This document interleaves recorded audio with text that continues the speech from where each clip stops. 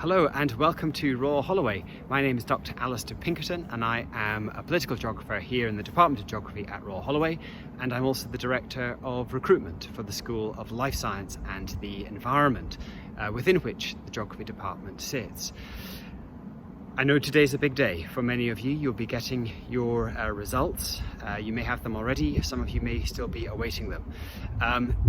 And what I do every day on this year, every August, is I come on here and I give you all a tour of the place that you have applied to. We are really looking forward to seeing you joining us in a few weeks' time. I know that this is obviously a particularly strange time because many of you won't have been able to revisit us, at least not physically, because of coronavirus. So what I want to try and do today is to remind you of the amazing place that you will be coming to in just a few weeks' time.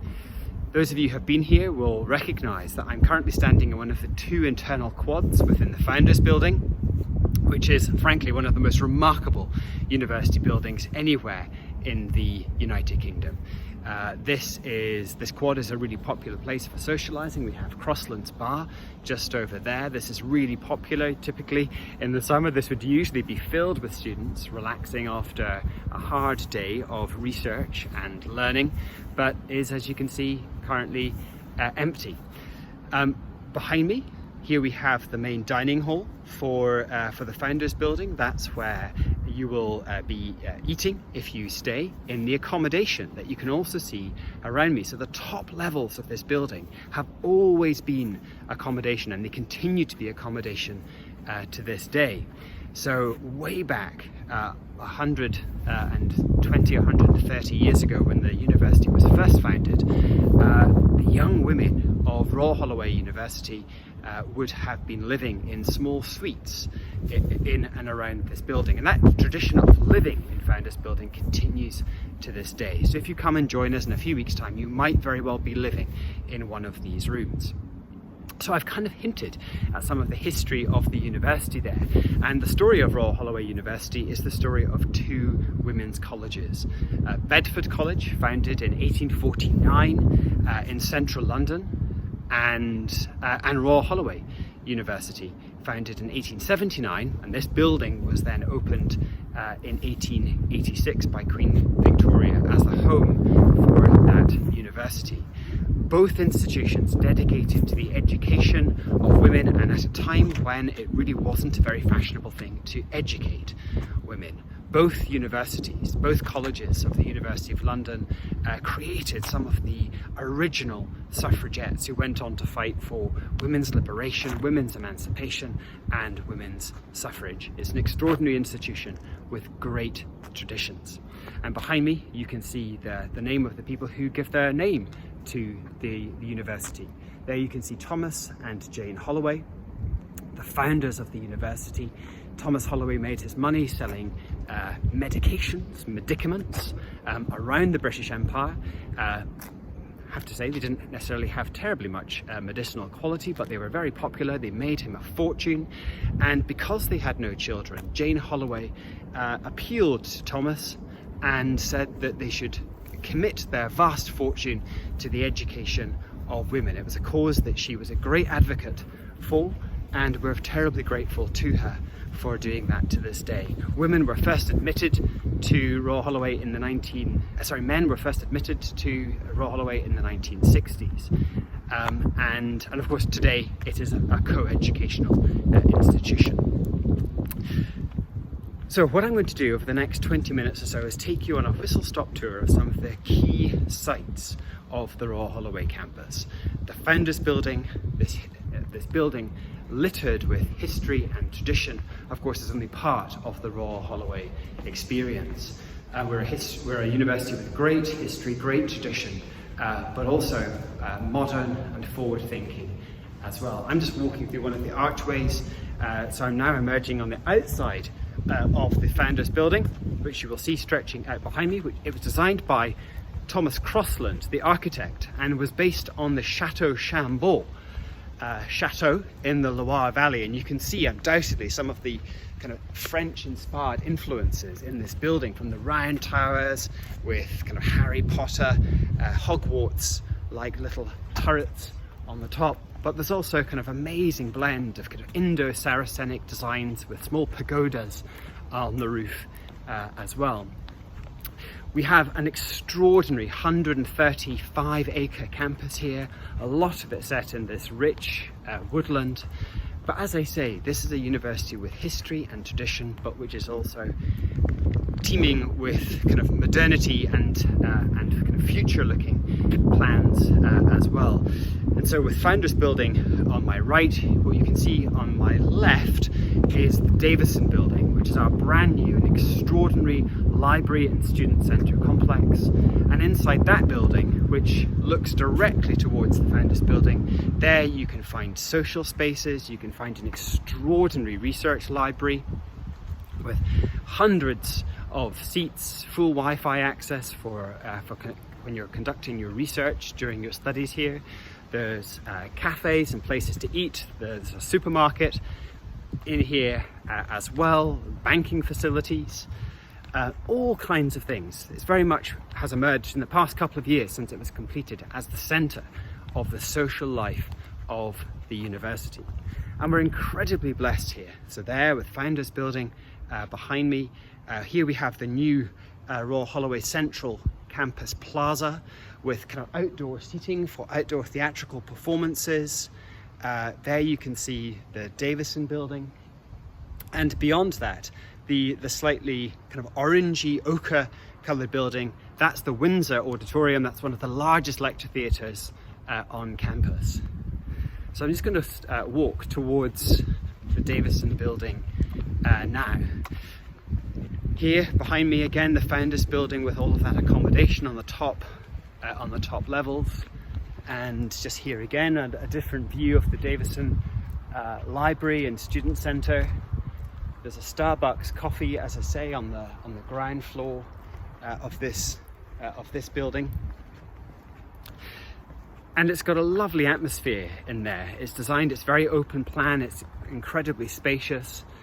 There's almost a street inside there, an internal street where you can access a small gallery, a kind of small museum and display space, and the shop and the bank, and as I say, the restaurants and other catering facilities as well. And then outside the building we have another kind of main street of the university where you can access the supermarket and facilities from the outside. So I'm just going to start walking down through the campus, leaving the kind of the more historic part of the campus behind me, and start making my way down towards the geography department. So if you bear with me, I'll snap my fingers and I'll see you further down the campus.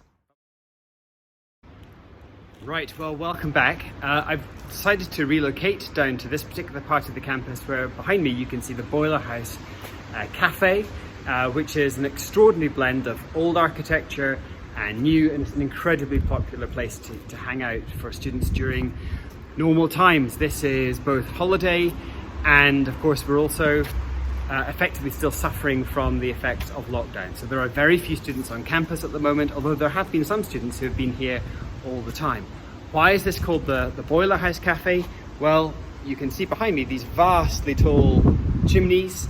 This is the original boiler house for the university, the building that powered the steam generators to produce heat for the Founders Building, where I was just a few moments ago. The boiler house itself has been converted into an extraordinary theatre, dance and performing space, and we have several of those across campus. So this is one particular place for performances. You might actually find yourself being taught in there at some points as well. And then we also have another beautiful theatre just on the other side of the A30, which is the home of the drama department.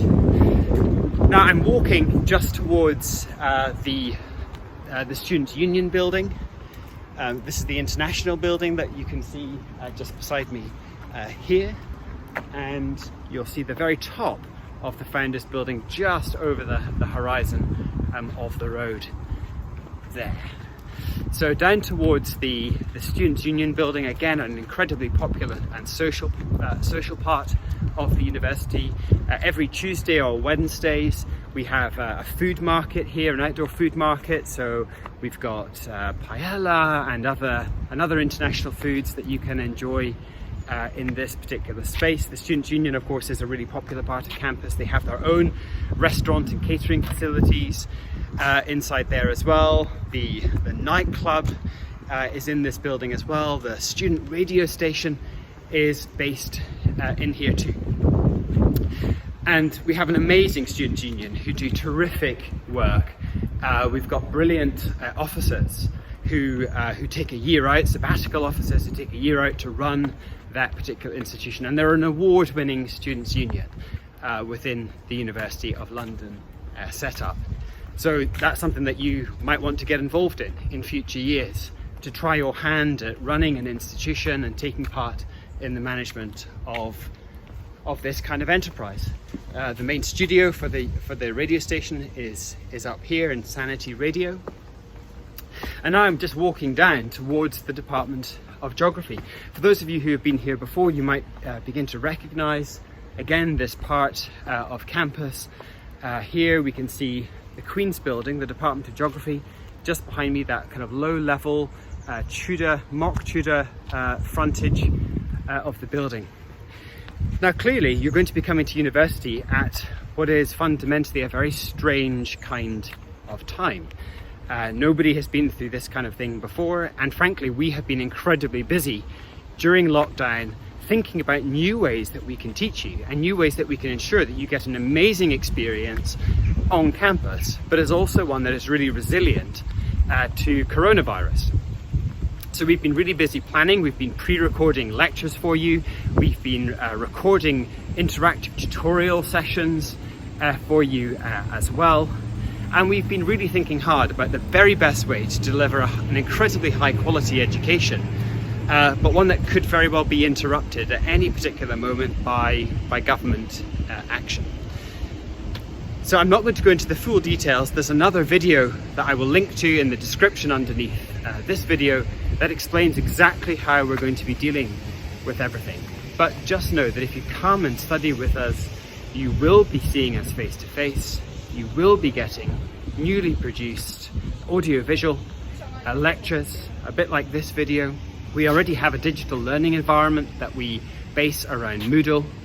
We'll be using things like MS Teams and Zoom to do interactive sessions more remotely. Now behind me, the Queen's Building. This will be your home for 3 years, your intellectual home.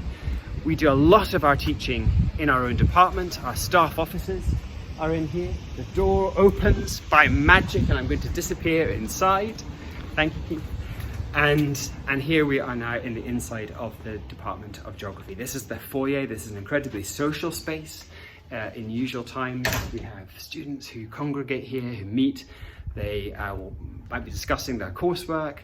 We are really lucky. We've got this glorious quad in the middle of our building as well, where we have our summer barbecue and other social events. And as I say, we have a lot of our main teaching spaces in here as well. The main Queen's Lecture Theatre, I'll give you a quick glimpse into the lecture theatre. For those of you might have come here before and you might have heard either me or Professor Ian Candy giving talks introducing you to the department. Well, this is our main lecture theatre, and in many ways this room defines our department. This is a 140 seat lecture theatre, and we look for 120, 130, 140 students every year. So this room kind of sets the size of the department. You can see now it's been set up to be COVID compliant. So half the seats have effectively been taped away, half the rows have been taped away as well. So we're preparing already, even now in early August, for your arrival, and we'll be thinking about really smart new ways in which we can teach you, dividing our typical classes into two so that we can teach half of you at one time. Now clearly a really important part of what we do is field-based teaching, and also kind of techniques and skills-based learning as well. So our technical staff have been in the labs all summer recording those lab sessions for you because if you can't get into those labs because of lockdown, we want to make sure that we've got the materials that we can share with you already. So all of those preparations have already been put in place. I'm back in the foyer now. I'm going to give you just a glimpse of some of the other rooms that we have. Here is QB 170. This is one of our slightly smaller teaching rooms. The lights are currently off, but I'll just flick them on. So this is for classes, typically second and third year classes. This room can take about, 45, 50 people. We've got, of course, the digital screens behind me. Lectures will be taking place in the same way as they were before, but of course we'll be halving the number of people in the room in general to make sure that we can have you safely taught in rooms like this when you arrive in September. As I say, materials will be made available online as well. We are pre-recording lectures for you, which we'll be making available, which you can have access to on campus or indeed off campus as well. And one of the key new features of this year is going to be using things like MS Teams and Zoom to ensure that we can have proper discussion. You can have Q&A, even when it's really difficult to have that Q&A in person. But there is going to be a fantastic on-campus experience for you as well. I know that you will have questions, and that's why we've put together a really helpful website of resources for you to look at. As I say, there's a full explanation about how we're going to be delivering our so-called flexible curriculum for you this year. So you can go and listen to Professor Phil Crang and Professor Katie Willis talking through the practicalities of how we'll be delivering that flexible curriculum for you, which is a COVID secure way of teaching you. That, as I say, is in the description under this video.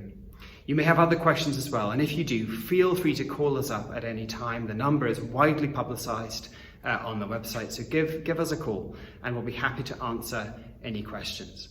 And the final thing I want to say is that, of course, an important part of what we do is we teach you in the field. And we have, of course, the Spain field trip, which has been a long-standing feature of our first year curriculum. I should say that at the moment we are committed to taking you on that field trip, but things may change. And so we will just take that under advisement. We'll obviously follow government advice when that comes. But the plan at the moment is that we will be taking you to Spain in January, as long as it is safe to do so. At second year, we also have a range of field trip options. I, for example, lead a field trip to Cyprus, but we've also got field trips to Malawi, to New York, and to Sicily for physical geographers. Again, those trips at the moment are planned to go ahead as usual, and I'm quite sure will be running by the time that you get to second year next year. So there's a little whistle-stop tour of the university, the old bit of the university and the slightly more modern bit where we are based. I hope that this has been a nice reminder to you of what it is you will be coming to in September. For those of you who haven't visited us before, I hope this has been a useful insight into what our university campus is like. It's an extraordinary, historic campus, but is also modern and future-looking as well. It has got great tradition and heritage, but as you can also hear, we're embracing new technologies to ensure that you are taught in the very best way possible to give you the best possible experience when you come and join us. Thank you so much for joining me today. Well done on your results. Good luck if you're still looking around and thinking about the best way forward. I know that many of you have visited us before and you're excited to be joining us, and we are excited to see you as well. As I always say, the very best way to choose a university is by visiting, is by thinking, do I feel that I could be happy at that university for 3 years of university study? And I think that Royal Holloway is truly one of the best places to study. Indeed, this year we were identified as the #1 institution for our teaching. So the National Student Survey, our own students have said that we are the best for teaching, we have the best undergraduate satisfaction, #1 in both of those categories. We are absolutely thrilled by that, and we hope that you will be too. So we'll see you here in just a few weeks' time. Have a great celebration today. Thanks everybody. Bye-bye.